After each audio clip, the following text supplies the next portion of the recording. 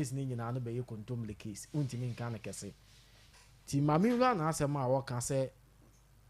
e wo say you could investigate the FA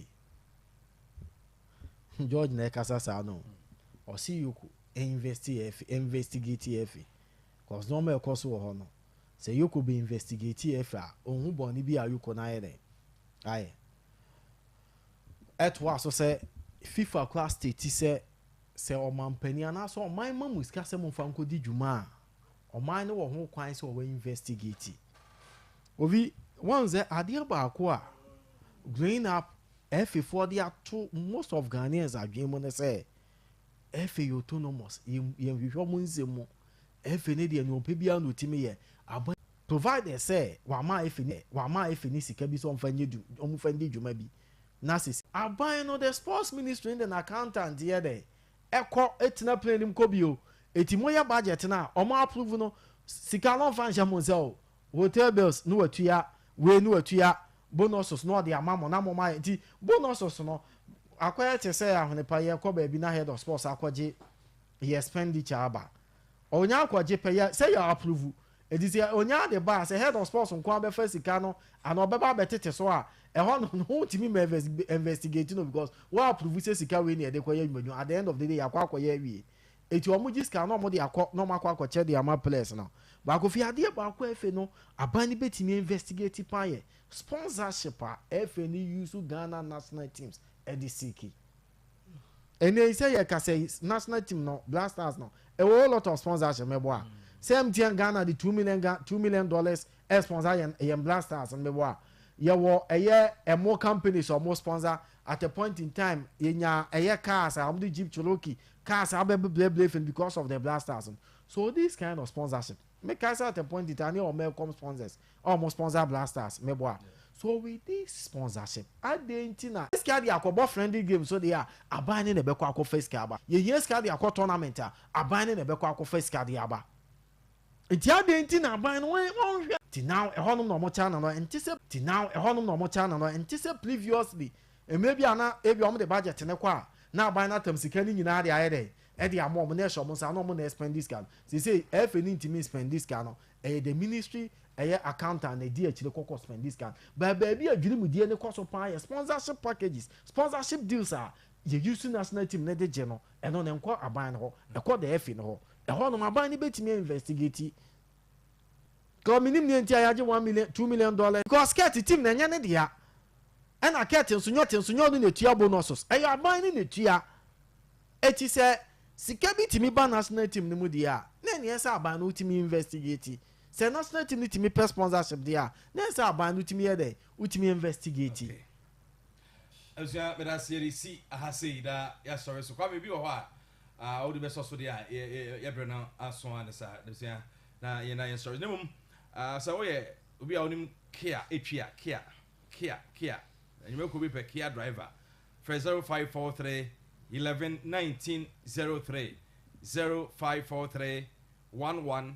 1903 obi a onim kia drivers and omo airpay 25th and in France aka 24th ka be 3 weeks or so na jumedi no ba so nti se de u ho hye egu akwa so sans na ho hye nyina no egu akwa so se gala no beba so se Babs NY director o youth nti we you man tia gudie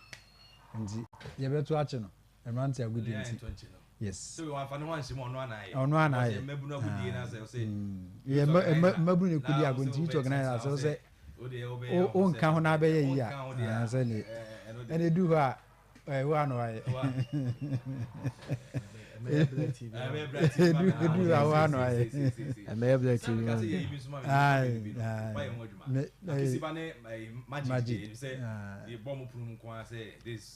come on board.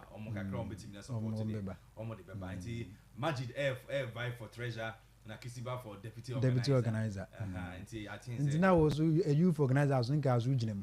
Now if it. I can't see. Now if it. I think said that can be na efe nti ye be to ache no omrana because they nkwa mabunu kwa na ebesia nti bana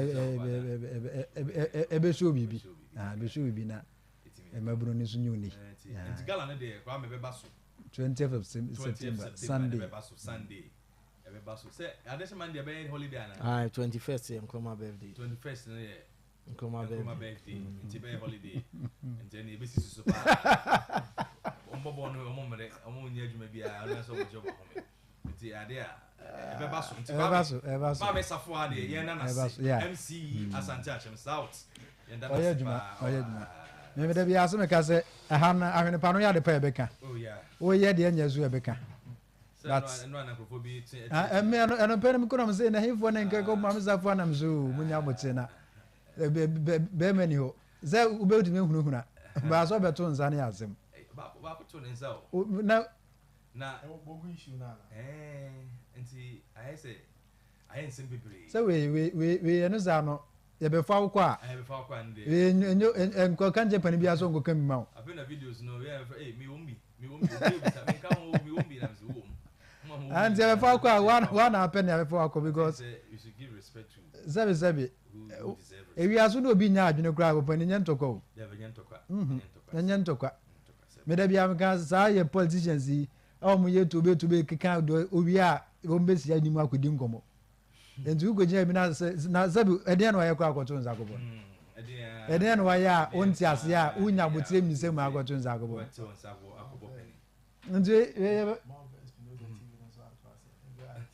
ajuso bitua nti ebe ntu pani yemo wa mesafo abaso yemo na baso because obi a owo akomapa se Asante Achem South ekunafo nyina obehwe obi ade abani enafom